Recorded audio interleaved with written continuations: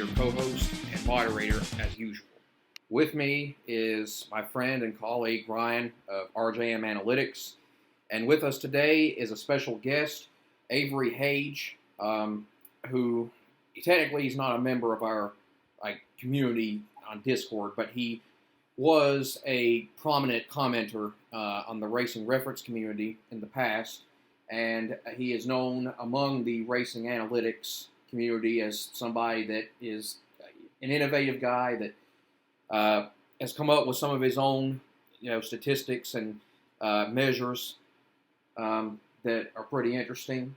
And we've been trying to have him on this show for a while now, but it just hasn't worked out. But we finally managed to get it done this week, and so we're looking forward to hearing from him.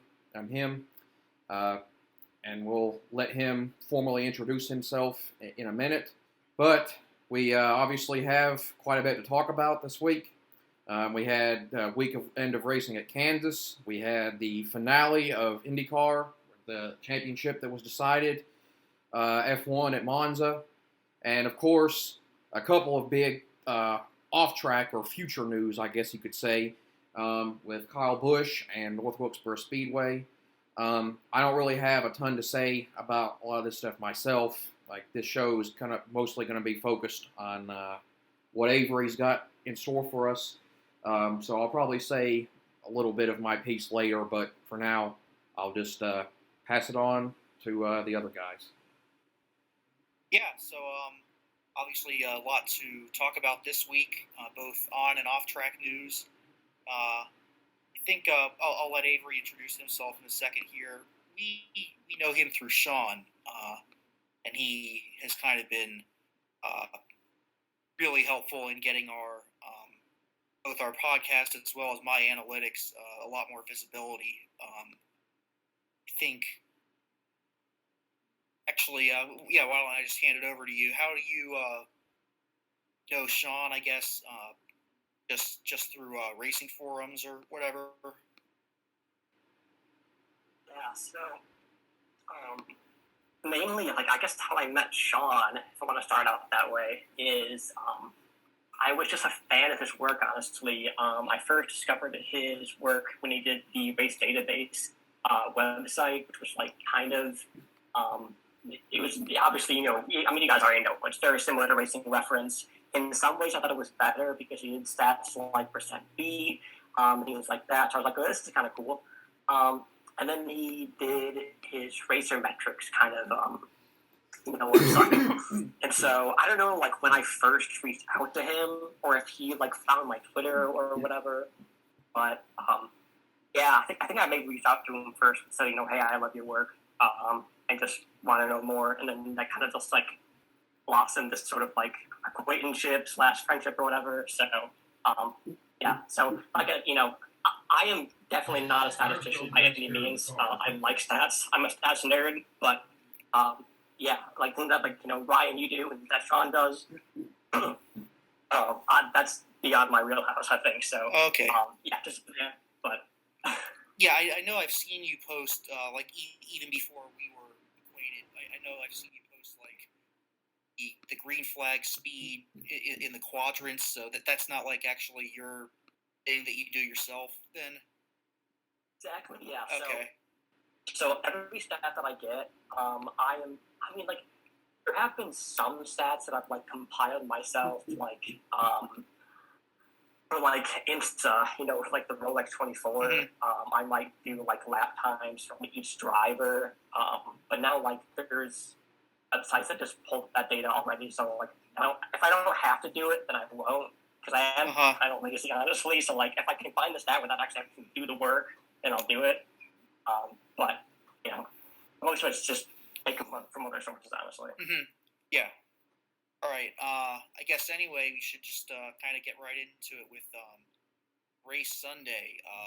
Bubba Wallace, I think he pretty much said it best, or I guess just with the kind of Jordan-esque finger over the mouth at the end of the race. Yeah, he really made a statement, and the statement is that he can win real races, so to speak.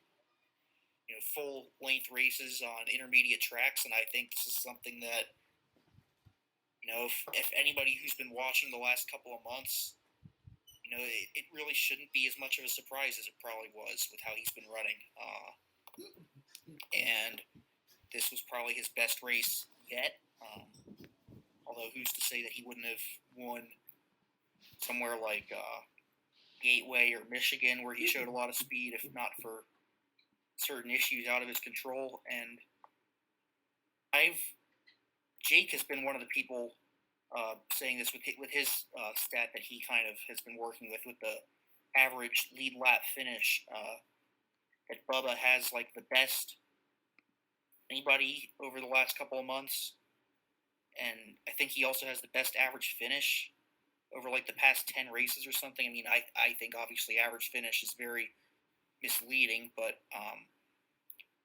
the statistic is, I just want to quickly say, the statistic I'm talking about, average lead lap finish, over the last 8 lead lap. Now, on the con side of it, he does have only 15 lead lap finishes, which is the lowest among the top 20 drivers, although a lot of it isn't his own fault. But in the last 8 races, he does have, I think, the second best average lead lap finish. It's 6.7. I think it's second only to Chase in that time period. And overall for the season, he's in the top 10. I think he has one. I think it's 10.4, if I'm remembering correctly. So even counting the whole season, like all 15 of his lead lap finishes, he has been very solid. Which, again, like you say, average finish is not like a big statistic that I would tout. But like lead lap finishes are a little bit more accurate because it does actually kind of account for like bad luck and things happening in the race. And it basically just indicates that he finishes well in races where he doesn't have anything go wrong.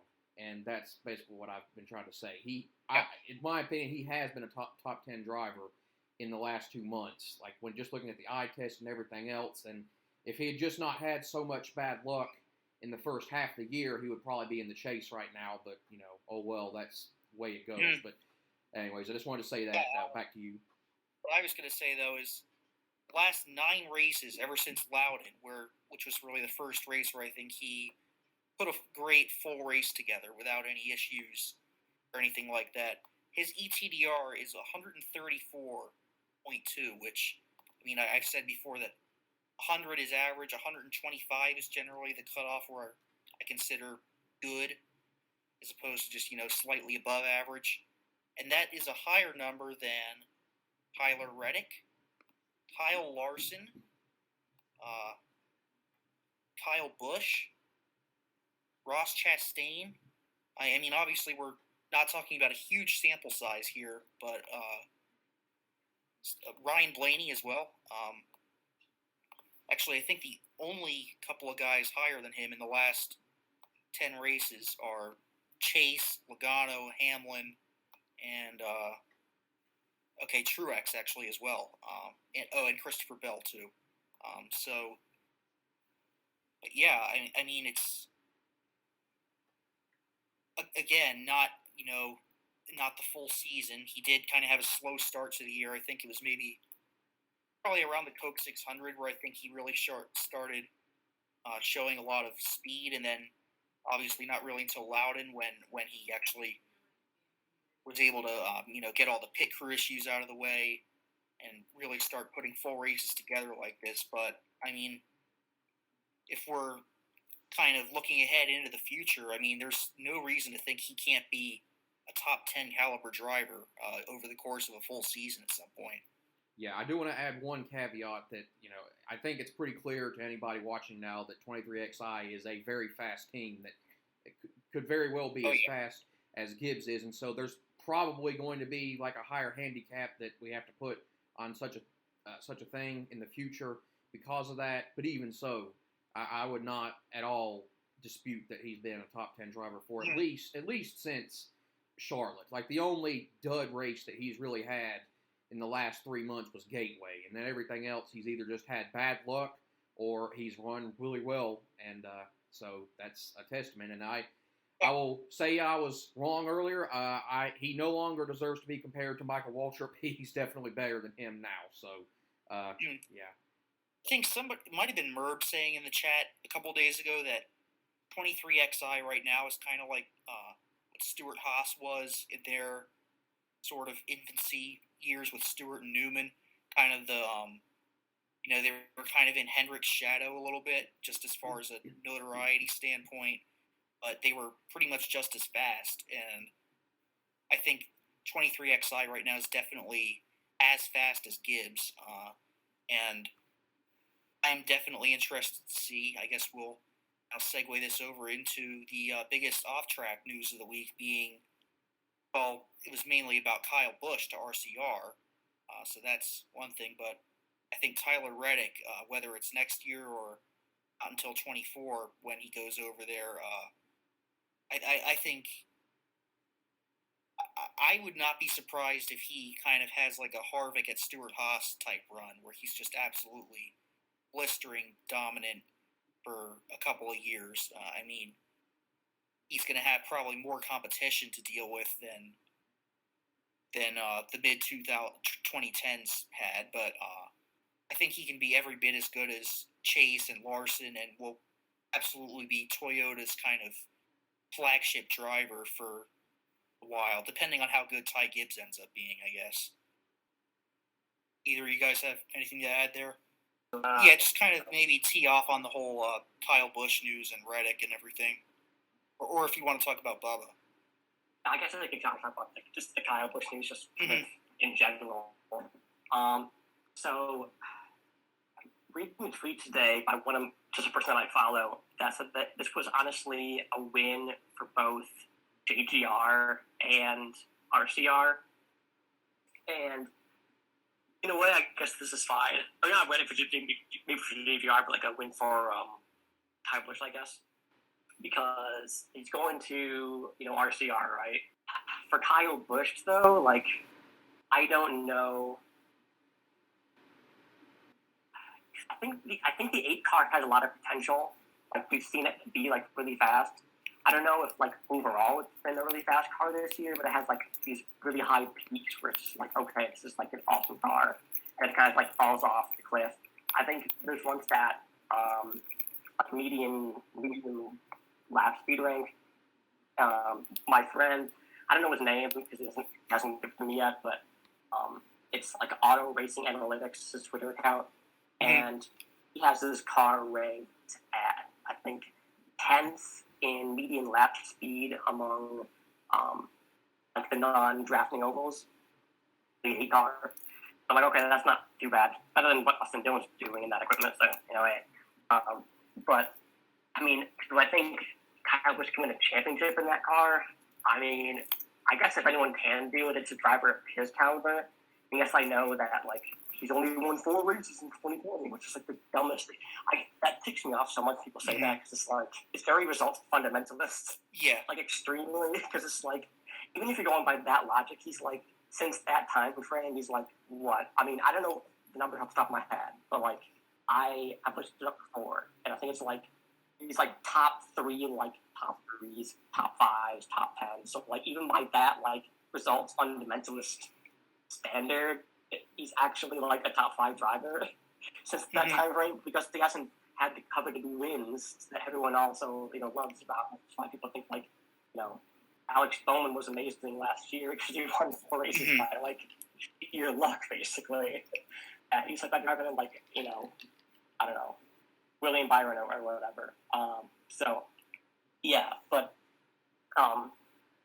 anyway, so, I mean, and plus, like, I don't know if you guys heard this, but Richard Childress, like, didn't tell Tyler Reddick that he was getting booted out of the 8 car, like, an hour before.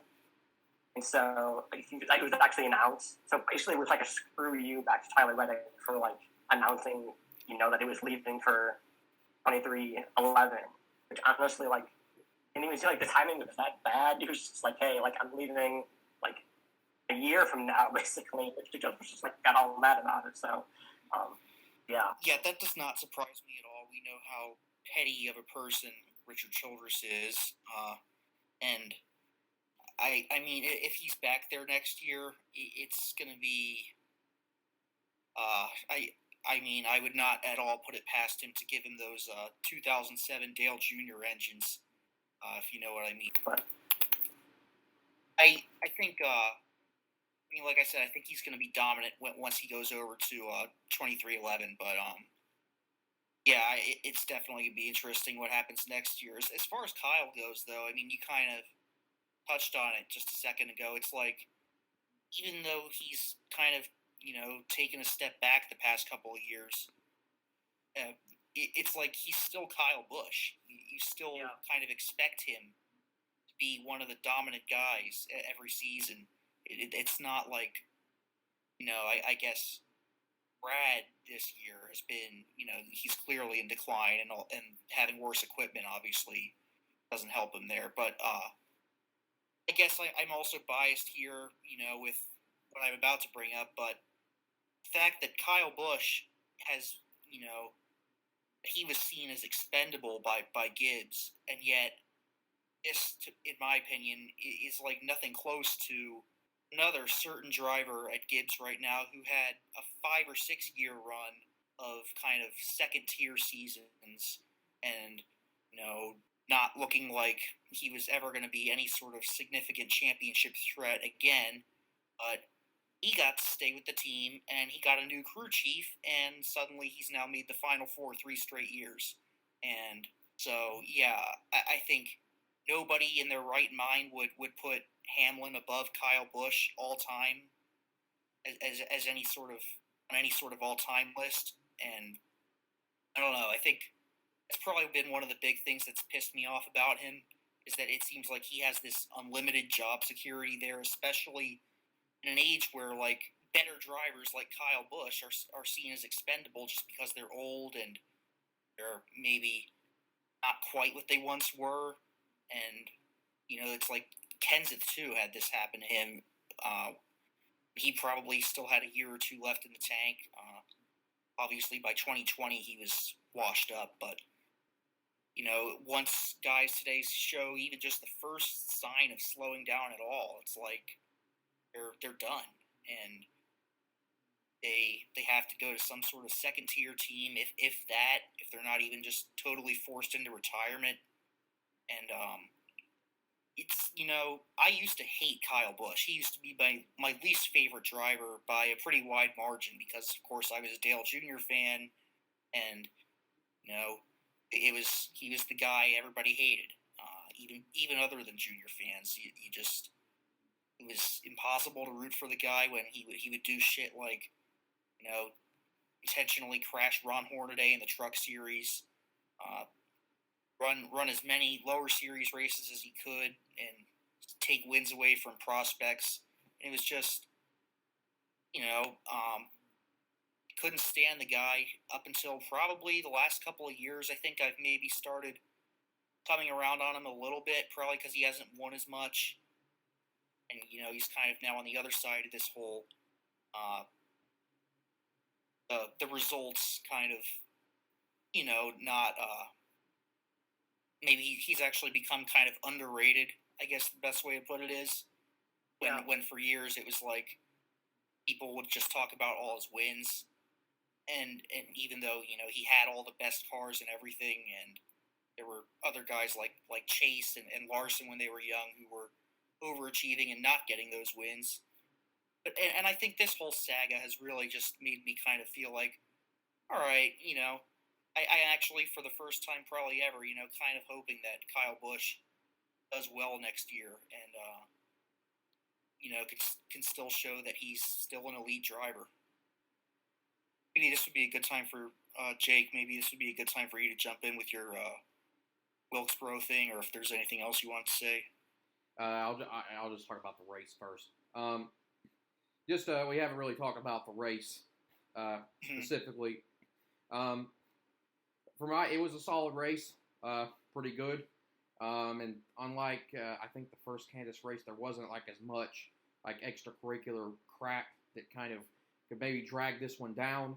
Obviously we saw some of the early failures with some of the guys that were in the chase. and some of them weren't running particularly well early, and it looked like it was going to be another chaotic event. But then it kind of like calmed down after the first half, which was pretty incident heavy. It wasn't an amazing race, but it was another, I would say, just solid intermediate event that had a fair amount of action up front and through the field. And my opinion of it went up just by the fact that we had that long green run to end, and we didn't have any kind of crap going on that drug it down. And of course, you know, we already talked about Bubba, but I also want to say it was really nice to see Alex Bowman finally have a really great run, and not just a great run, but dominated a good portion of the race, led almost half of it. Like, that was probably the best, like, overall race. Like, you know, not just talking about, you know, running okay in the first half and then turning it on in the second half. Probably the best race he's had since the 2020 Coach 600. And, you know, we have like a running joke on our in our community where we call him WHD, which stands for Weakest Hendrick Driver. And that's been a thing that we've had for a while. It's basically like a meme. And I like, besides Merv, I'm probably the biggest Bowman supporter on there. And so, like, I can't, like, quibble over it this year. Like, unfortunately, I have to, like, admit that he's certainly been the worst Hendrick driver this year, for sure. But I still think that he gets underestimated by a lot of people. And also just because, like, he had just an absolutely nightmare of a summer. Just horrible. I mean, a lot of it was bad luck, but he also had a couple of races where he just ran 25th on merit and never really got any higher. And it was really disheartening to see after he had a really good, consistent start to the season, probably the best start to a season that he's ever had in terms of consistency, the first third of the season. But he proved that he is fully capable of dominating a race. He is not just a vulture or a sniper, as some people say. When you put the car underneath him, he's capable of doing it. Now, whether this is a sign of anything to come, I don't know. I hope so. Which I'm not going to get into the whole Greg Ives thing with him retiring at the end of the year and who he might get as a crew chief next year, because, you know, that's yet to be determined. But it was really nice to see that. I don't really have a lot else to say about the race. But yeah. Yeah, about Bowman, I think it's kind of, he just is what he is at this point. It's just this totally unpredictable kind of enigma of a driver who, you're right, we really haven't seen that kind of dominant performance from him lately. It's been the kind of vulture wins, I would say sniper would be the term that I would use, not vulture. Yeah. Just out of nowhere wins from him without dominating. And the other day, I think he showed that he's capable of still dominating. And I mean, we all know he is, because we've seen it from him when he has the right car and just, you know, a good track for him. But yeah, it just kind of seems like sometimes he doesn't have the most confidence or isn't the most motivated. And yeah, I think Ives absolutely, as I dealt with when he was Dale Jr.'s crew chief, seems like he's not really a guy who moves the needle. Not a great motivator like Steve Letarte was. And, you know, but it just goes to show that I think with Bowman, it seems like every time he has one of these runs, it's like when people write him off, you know, the start of the playoffs, I think Kyle Petty was like saying he's Alex the no showman. He's going to be easy first round exit, no chance at all. And he comes out and has a great run at Darlington, and then this. So it's like, you know, you just take what you get with the guy, and that's part of why I really like him. You know, it's just total mystery of a driver. So yeah. In the end, I was glad that Bubba was able to win, because he deserved it after all he'd been through. But it was kind of a shame that they couldn't keep up with the track on the last couple of runs after all the speed he had showed. But again, I hope that it's a sign of things to come with him. I mean, I don't think there's any real world where he's going to make the Final Four, but I do think he's very capable of making it to the round of 8 in a way that a lot of people kind of don't. All right, Avery, you got anything on that? We were just talking about Alex Bowman for a minute. I did want to know, Ryan, in terms of Alex Bowman, like, what is his kind of XGW looking like? Oh yeah. Like, since joining Hendrick, like, year by year, like, where does he kind of average out? I have not actually calculated his year by year, but I can just go through them all individually. It is. Oh yeah, I don't have to. I've been making year by year tables for some drivers. He's not one of them though yet. He has 0.63 this year. Last year was the one that was really, last year he had 0.82 and he had 4 wins. And then 2020, which was probably his most dominant season to date, he had 1.38 and only the one Fontana win. So, and then 2019 was just under 1. It was 0.99. And I don't think he had a whole lot in 2018, but yeah. So I mean, 2020 I think was his best season, pretty easily. This year, the start of it looked like he was kind of running like he was in 2020, maybe just without the dominations, and then just completely fell off a cliff during the summer, and now it's like he's just magically sort of woken up again. Yeah, and plus, like, you know, with this new car, the next gen car, it does seem like you can just all of a sudden hit it on this, like, amazing setup and just be dominant for, like, a race and then, like, totally fall off. Like, maybe that's the reason why we had so many winners this year. It's just because, like, you know, apart from the fact that, like, everyone basically has the same car, you know, more or less, that if you just hit it on the right setup and have, like, a nice feel for the track, you're good for the track, like, Eric Jones at Darlington, like, there is no possible way that last year Eric Jones winning at Darlington in the 43 car. Like, if that's just not happening, right? But this year it happened because he's good at Darlington. So, I don't know, maybe, like, Alex Bowman is, like, really good at Kansas, which actually kind of is, right? Because he almost got his first win there, I think, in 2020, but he was beaten by Keselowski. That was 2019. That's right. Yeah, 2019. Thanks. But yeah, so maybe this has, like, a really nice, really, like, good feel for that track. So, yeah. All right, Jake. I mean, we'll edit this part out too. I forgot about Zoom being pain in the ass if you're just kind of an amateur at it. Like, the meetings only last for 40 minutes, so I'm gonna have to close the one that we're currently in and start a new one. I'll send Avery the invite on Twitter again, and then we can just. Why don't you just talk about something while I set this up again? Yeah, it's all good. Yes. Ryan mentioned North Wilkesboro earlier, which I talked about that last week in kind of like my closing monologue at the end.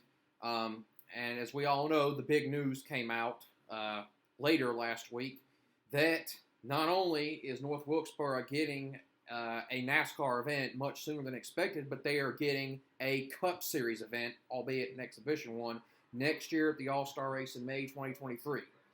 Obviously, this is a huge deal. There aren't any really words to describe what an accomplishment this is and how important this is for the sport. And like, just there's so many different ways that this makes waves, and it just affects so many things. And this has been something that people have dreamed of and have longed for and prayed for a long time. And I'm very thrilled as someone that lives not far from the area to see it, not just for myself, but for the people around there. That being said, there are some caveats to this that I think people need to be aware of, and I've experienced this firsthand, which I'm not going to go over everything that I already said last week with my experience of not seeing the Cars Tour race because we were turned away because of traffic and parking issues. But, well, after that announcement came out, obviously there was tons of interest, and everybody is eagerly waiting to be able to get tickets. And the Speedway had this idea of they allowed people to make $25 donation Speedway children's charities to benefit people and kids around the area. And in exchange for that, they were supposed to give 1,000 people priority over, like, I guess, the first tickets being sold for the race, which is not actually guaranteeing people tickets, but just giving them a better shot at getting a great seat or whatever. And, you know, on paper, it seemed like a decent idea, you know, like with good intentions.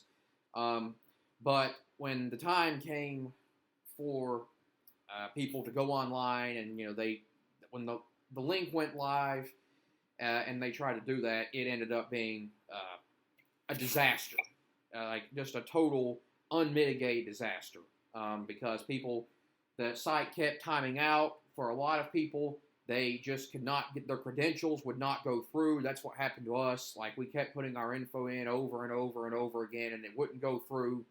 And some people did manage to, like, get through a time or two with their credentials, but then it kicked them out at the next stage. And then even for the worst, I guess, people, the worst thing that happened was some people even actually got not only an email confirmation and had their credit card charged, and they thought that they'd been told basically that they were one of the 1,000 people, only to find out after it was over that no, they weren't, that they got a notification that it didn't process it and all that. And so it was just a huge, convoluted mess. And unlike with the Cars Tour race, where I think people, you know, like us that, you know, that didn't get to see the race were kind of willing to accept the fact that, you know, well, if, you know, they weren't able to try to get to the race early enough, and they understood that that's kind of the way it goes sometimes. But this time, there was a lot of outrage. I mean, I was looking in the replies on Twitter afterwards from both the Save the Speedway and North Wilkesboro Speedway accounts where they were posting about it, and there were just hundreds and hundreds of replies, people just ripping the Speedway. And apparently, the situation was they used this app or website that didn't have the best of histories, and it couldn't, despite apparently extensive testing, the site just could not handle the traffic, and it caused a whole lot of issues. And well, all I can say about that is that, you know, I'm sure it was an honest mistake, but these people that are in charge of this, that doing this whole revival project, they need to do better than this. That things have got to improve, or this event next year could be an even bigger disaster than, you know, like, it'd be way bigger than anything that we saw, you know, at the Cars Tour race with this. Like, this could just be the tip of the iceberg. This is something that could kill a very... Here, let me pause this, and I'm not going to start over, but just let me pause this, because I'm kind of stumbling over myself right now. And so, anyways, there's not really much more to say than it was just a big mess, and it was... I can't blame people at all for being upset. I mean, obviously, I was upset about it because, like, we'd already had a bad experience with it, and this was kind of just confirming that. But, you know, people that, you know, even people that had gone to the races or hadn't, this was, I guess, their first negative experience with it. And, I mean, obviously, I hate that it happened, but I am glad that people spoke out about it afterwards, because this is something that it's got to be, it's just unacceptable to have people worry about getting their credit card charged for something that they didn't even, you know, process, that didn't even go through for them. And I'm just going to say it right now. This, supposedly, they're going to work and do the best they can to get temporary seats and make some quick fixes to the infrastructure in the 9 months now, basically, that are between now and the All-Star race that they're supposed to have. I'm just going to be frank. It's going to take a miracle for it to happen. I'm not trying to, like, rain on anybody's parade. I want to be positive about this. On one hand, I am very excited about it, but if you want my honest opinion, I think that this thing is being very rushed, and it's kind of foolish what they're being doing. I think people are kind of putting the cart before the horse. They're overeager with this, and that's probably going to, if there's anybody listening to this that's really into this, it's probably going to make them mad, but I just have to call it like I see it.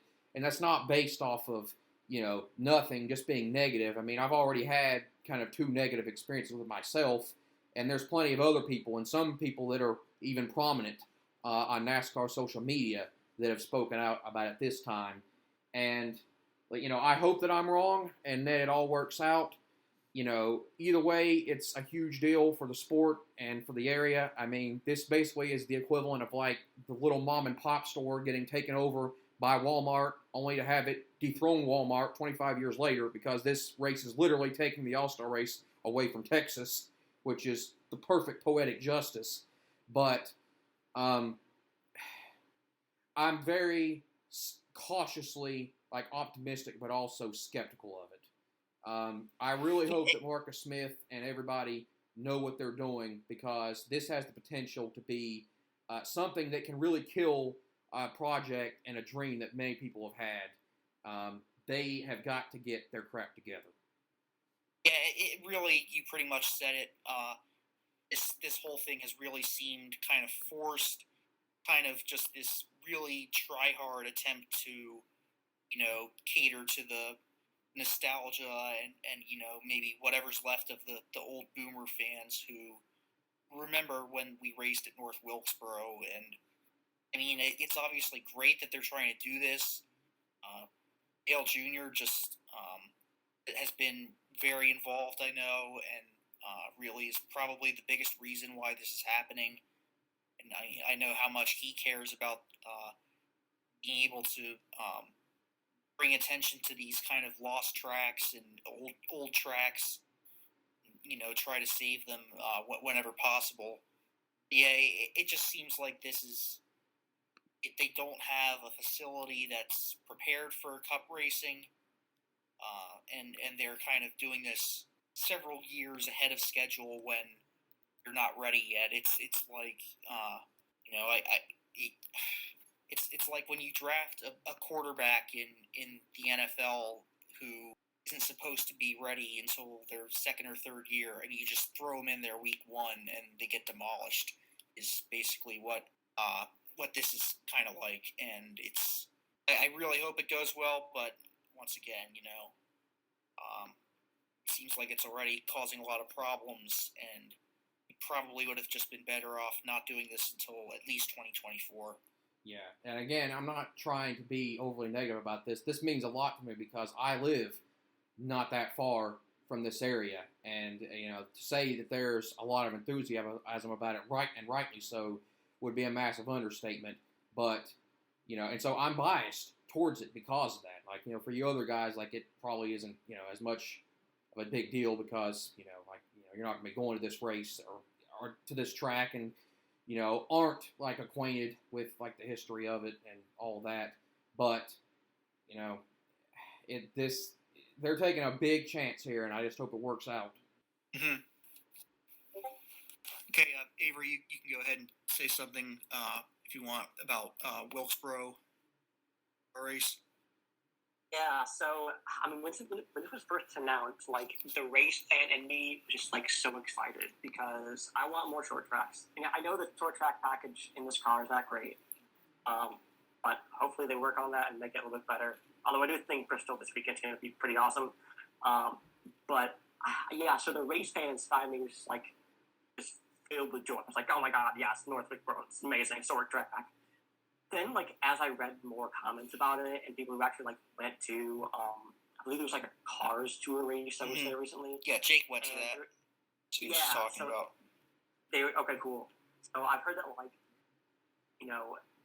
they do not have a facility for Cup Series, like you mentioned, Ryan. So I'm just the logic part of me is is this really going to be a good idea? But it's if they can pull it off, and gosh, I really hope they can, then I just think from a nostalgia kind of standpoint or viewpoint, then it's going to be pretty awesome. And plus, at the end of the day, it's better than Texas, okay? Yeah.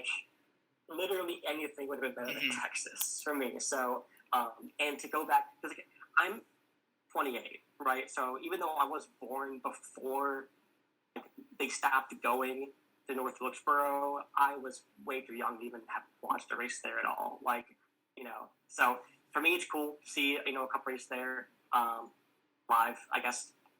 But, yeah, I mean, like you said, like they don't really have the facility yet. So, I mean, hopefully they can, like, put something together. And plus, like, traffic-wise, too, like, I've heard, like, that's going to be a complete nightmare getting, like, all that traffic through and things like that. Yeah, I know. That was Jake's issue when he went. Like, couldn't even get in at all. Yeah, so I just feel like it might be one of those things where on paper it sounds awesome, but in practice it's going to be like this like horrible thing where it's like maybe the racing will be awesome, but you're gonna hear like these horror stories afterward of like get in. It's like Kentucky the first time they had a cup race there, and exactly. Yeah, so I think that kind of sums that up. Jake, was there anything about the race the other day you were going to want to talk about, or can we at this point just, I guess, move on to IndyCar? And we were going to talk about IndyCar a little bit with their season wrapping up. Will Power, not really surprisingly, being the champion. And I actually did not watch a single second of that race because it was on at the same time as NASCAR and the same time as NFL Week 1. Which both take priority over IndyCar, but and of course the fact that the championship was not really that close. Power was going to need to have some sort of issue to lose it, and I did see though that Alex Palou somehow won by like 30 seconds, like on merit, not just like making one less pit stop than everyone. So that was, I like to hear some more about that, I guess, if Avery is really into IndyCar a lot too. So did you watch that at all? So I did actually, yeah. The race was actually pretty good, especially for like the standards. Because the last two races have honestly been kind of mediocre, apart from like some highlights here and there. It's definitely some interesting like kind of factoids that came out of that race. So I don't know if this is like totally true or not, because I didn't like fact check myself, I guess. But I wanted to see like, when is the last time this woman won a race by over 30 seconds by a merit, or just like this period? Sean was actually digging into that, and apparently it hasn't happened since the split. Interesting. I did find one instance of I don't know what race it was, but it was like 1999 where like Mark Dismore won by a whole lap. I was on an oval, so, does that really count? I don't know. On a road course, though, yeah, wouldn't surprise me that was, pre-split era. So, yeah. But it's kind of interesting. I was just, like, he's completely dominated. And kind of out of nowhere, too, because I don't think he had won a race that year, or this year before then. But in terms of, like, Will Power winning the championship, I mean, first one-time winner since 97, I believe. First time that a driver has won more than 5 races, or at least 5, and not won the championship in IndyCar since I think Will Power won like 6 in 2011 and didn't win it. So kind of an odd season in that kind of respects. Mm-hmm. And it also tells you like, even though obviously Will Power totally deserves the title, like everyone's on the same format. Like he's champion, rightfully so, did a great job, right? They just tell you like even under a full season format, sometimes the best driver doesn't always win, because in my opinion, and I am biased because I am a Newgarden fan, but Joseph Newgarden was a better driver, like he was. And he, honestly, like, if it wasn't for his Iowa crash and maybe Tim Cindric's very questionable strategy calls, it wouldn't have been, like, close coming into, goodness sake, right? So, I just think it's funny because a lot of people, and I'm not a fan of like the playoffs at all in NASCAR. Like I think they're terrible. But, because a lot of people say like, oh well, like this driver won this championship, but like this one. Gordon fans. Yeah, exactly. So it's just like, okay, well, you would have it to where even under a full season championship, the quote unquote most deserving driver still may not win, I guess. So, Yeah, I just got those kind of. I think both Newgarden and Scotty McLaughlin both had more kind of standout seasons, if you will, than Power. Like, they had more dominant runs, and Power just had, the one win, some laps led here and there, but was really just a second or third place driver for a lot of races. Just kind of consistency, roboted his way into the title, which, it's part of the system. It's what you have to do. But yeah, Newgarden, is obviously the most dominant driver this season. And, like you said, if not for that Iowa crash, probably wins the title. But then McLaughlin also, I think if not for the double points at Indy, where he had a really bad finish, he would have been right in it. And so definitely interested to see how that goes moving forward next year.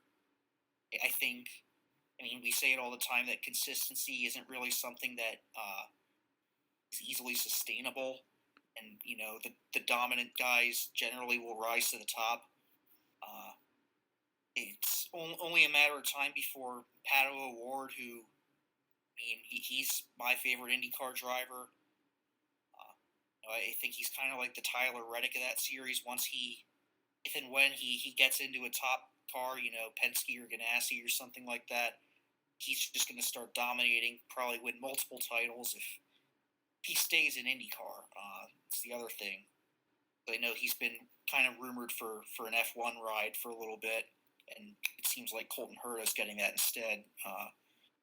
I'm definitely excited for the future of the series, and Power, had a couple of years where he probably should have won the title and didn't, so I'm, not too mad at this.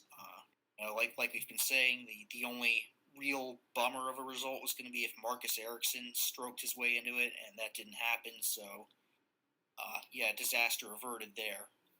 Yeah, exactly. Honestly, I never really thought that Marcus Ericsson was going to win the title. But then again, my logic as to why was just historical precedent, which was most of the time one-win drivers don't win the championship in IndyCar. I think over the course of basically since the split happened, I ran the numbers and it was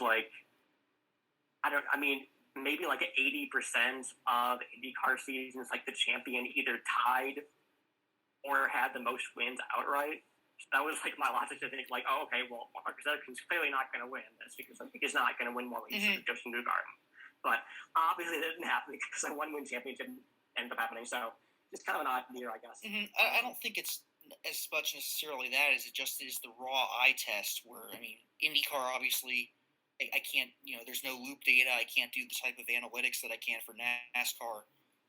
Although Sean does his teammate comparisons there and all the lead change stuff. But, when you look at Ericsson's season, he wasn't dominant at all. I think, what did he end the year with, 50 laps led, if that? And he wasn't even, uber consistent like Power was. He was leading the points because he won the Indy 500, which he won because Ganassi had the overwhelmingly fastest cars there, and Dixon and Palou both got screwed, or Dixon kind of did it to himself, but he's really just the last one left other than 45-year-old Jimmy Johnson and 4,900-year-old Tony Kanaan. Exactly. Exactly. Yeah. I think teammate comparison wise, he honestly, he finished points behind, his other teammates besides Jimmy Johnson, like you said. So there was that. Plus, like you mentioned, maybe this is one thing that IndyCar could improve on is kind of the loop data sort of stats where I know they have a bunch of sector data, sector timing data, which can be cool to parse through, but it's a real pain, honestly, to copy and paste everything into Excel. But I guess it has its its usage for sure. But yeah, if I see, because I don't think what Forix is, FRRIX, the motorsports database. I think I've heard of it. You've heard of it? Okay, cool. So I know obviously they cover IndyCar too. So if they have anything on IndyCar that you might be interested to you, then I'll just forward it to you and see if you can work with it. I don't know if they have what we call loop data stuff. They do have average running position. You have to calculate it for yourself, but they give you the laps per position. So I kind of feel like the whole thing though is that average running position for IndyCar would be a bit more misleading because there's so many road courses with so many pit stop strategies and whatnot, and that's kind of what makes NASCAR more easier to deal with for metrics like that, is because generally where guys run throughout the race is indicative of their performance, and that's fair. Yeah. It's not always perfect. Sometimes a guy will, like Tyler Reddick on Sunday, have a race-winning speed car and an average running position of 30th because they have an early issue. But usually, I think, especially what I've been dealing with EARP, I think it's very predictive. It brings to light a lot of trends in drivers' careers. I saw that one thing that really stuck out to me there was Brad Keselowski has actually been declining as far as EARP is concerned for the last 5 years. I mean, he had that pretty good 2020 season where he dominated a few races, in the championship for that everybody would say was better than his couple of years before that, but according to EARP, Penske was a lot better that year than the surrounding years, and he was slightly worse than he was in 2019, which was slightly worse than 2018, and then last year and this year he's just dropped off a cliff. So that's just kind of the type of trends that I think you wouldn't be able to really discover for open wheel racing. At least if you just use average running position. I know Sean, though, is able to figure out a lot of things like, when drivers actually start declining based on just how they do against their teammates, which is pretty cool. Although, yeah, he has been saying Scott Dixon is gonna be washed up soon for the last 4 years, and so. But I mean, he's not alone in that. So. Yeah. Anyway, for next week, we've got a cutoff race. Bristol, even despite the short track package here really not being the best, I think Bristol is Bristol. It seems to be more of a flat track thing than it is a short track thing, because Dover was great, and Dover is not a short track, but it's a shorter track, and Bristol kind of races a lot more like that than it does Martinsville or Richmond. So I think it should be a great race, and I kind of think now that he's, I guess I'll just go straight into my pick here, but now that he's got a big distraction behind him, I think Kyle Busch is my pick to win. He's always great at Bristol, and I think, with people kind of counting him out right now, it just seems like a really good time for him to make a statement. On that same token, I also think Tyler Reddick is going to be a strong contender because he almost won there in the spring, obviously on the dirt track though, but it's kind of a track that really suits his driving style, and he hasn't been good on short tracks this year, but I remember last year in the race there, he ran really well, and also the year before that. So once again, kind of like every race this year, it seems like we don't really know what to expect, who the big players are going to be. I mean, Avery brought up something interesting there in that the new car and with the full race weekends, we're really seeing 4 guys that can just kind of hit on a setup a certain week that we didn't really have the last couple of years. So that's what I think has really brought this whole unpredictability factor into this season, and that's obviously been great. Exactly, yeah. So, not going. No, I'm done talking. Just either of you, if you want to go. I can go. Yeah. Tyler Reddick, Kyle Busch, obviously those are fantastic picks. I think for me, although I guess if I had to put money on it, Kyle Busch, just because he's won this a million times. Mm-hmm. But honestly, I think a guy that could win just out of nowhere. Maybe not out of nowhere. I mean, he's a pretty good driver. is Kevin Harvick. So I know like this year he's kind of been like a little bit off, but actually like I mean he's won Bristol before, right? The night race. He almost won it last year. He's really good with his back against the wall. He has a lot of these like wins where like he has to win and he goes out and does it. I remember like 15 Dover. He just destroyed the maybe his most dominant race ever, I think. In a car that may or may not have been illegal, I don't know. But yeah. No, I'm just joking. But yeah, so I feel like if anybody can just like come up with this like amazing setup and just like go out there and dominate and win when they have to, it's Rodney Childers in 14. So I said like my actual pick is probably closer to like Kyle Busch. Even though honestly, now that I think about it, like apart from Richmond, has Toyota even really been that great on short tracks? I'm trying to think honestly, because I feel like the Fords have been kind of like better on shorter type of ovals this year. But that's kind of what I'm saying. I mean, we don't really know what to expect here because all the short tracks we've had, other than the dirt race, have been the flatter, the type of tracks that this package hasn't really produced that great racing on. I think if there's any race this year that might be predictive of how people run at Bristol, that would be Dover. So, and they were fast there from what I remember. Yeah, Kyle Busch was leading that race before the caution kind of threw everything upside down. So, I know Jake is probably going to be sweating a bit over Harvick this week, but I don't know. For whatever reason, I just kind of don't see it with him this year.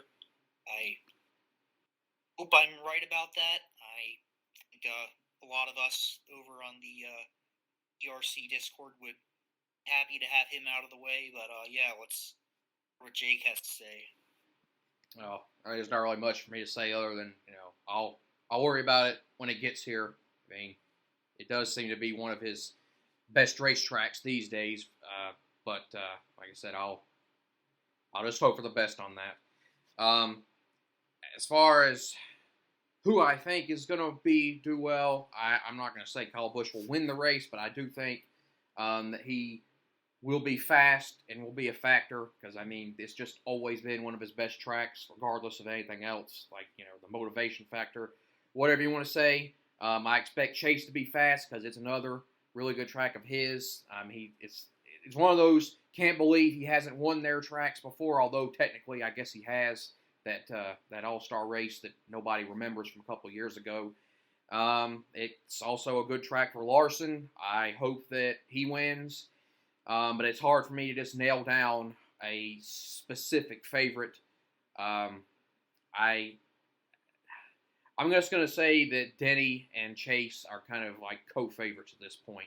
I'll make an official pick in our server later, but that's about as far as I'm willing to go. I just hope it's a really good race because this, which it hasn't been as bad on higher banked tracks, but this car has tended to not do as well on smaller tracks and tighter circuits this year. Because of, whatever reason it is that we've been over, I don't know whether it's the diffuser or the lack of under aero body features or the transmission or whatever. I just hope that it's a good race because this has consistently been, in my opinion, the best track in NASCAR for the last, 7 or 8 years. I never thought that the words underrated and Bristol would ever be in the same sentence coming from my mouth, but that's honestly been the way it is.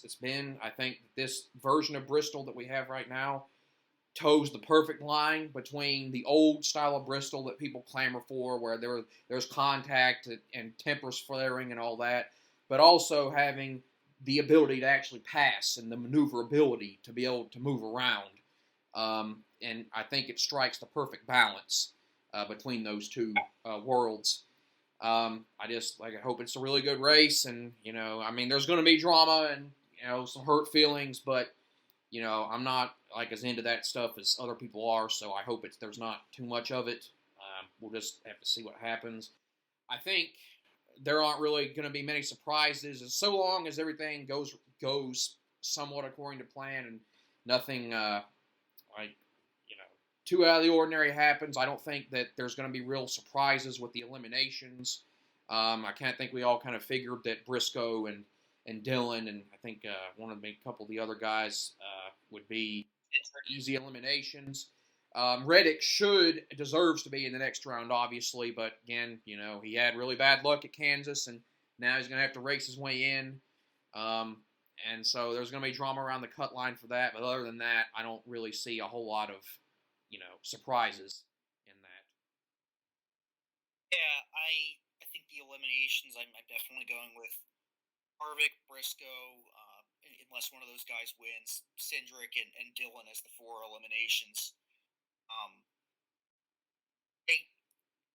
think obviously with the older Bristol layout, let's be real, people just love that because there were a lot of crashes and fights and stuff, and this track kind of objectively puts on a better actual racing product with multiple lines that people are able to run, without just banging into each other. I guess the last thing I kind of wanted to touch on, though, was for Xfinity, we have their cutoff race before their playoffs start, and today we found out that Jeremy Clements is now back to being eligible for the playoffs. So that should make this a bit more interesting now with a couple of different guys who are on the bubble. And then Castle, I think, has that last spot now, but then there's Ryan Sieg and then Sheldon Creed are both out of the playoffs right now, and I'm going to kind of make a bold prediction here and say Sheldon Creed gets the walk-off W and makes the playoffs this week for Xfinity. He was great at Bristol in the trucks, and it's been great at a couple of different tracks lately, but most notably Darlington, which kind of races somewhat similarly to Bristol, where you can kind of ride the top. It's a driver's track. Kind of you're racing against the track in a way, probably more so Darlington than Bristol, but that's kind of my bold prediction for this week is Creed gets in the playoffs with a win, the last possible opportunity. So our Zoom meeting is now saying only about 5 minutes left, so if there's any last thoughts Avery has, then that would be a good time. We'll just kind of start wrapping up in general. Yeah, I am all set for my end, so. Yep. Yeah, I think we can just kind of wrap up then. Yeah, okay, so you didn't have anything else you wanted to say? Oh, all right, then. There was an F1 race here, third week in a row at Monza, but there's not really a whole lot else to say about it other than another win for Max that I think he was going to win anyways, but if there wasn't any question about it, Ferrari once again just handed it to him on a silver platter with their brilliant strategy. And that's 11 out of 16 wins for Max now this season, which, to be fair, he has not dominated to that level. It looks like more of a lopsided than it's actually been performance-wise this season. It kind of reminds me of 2013, which was kind of fairly open early in the season too, before Vettel went on a monster tear at the end of the season. But certainly Max has been the best this season, and he's just continuing to grow the gap there.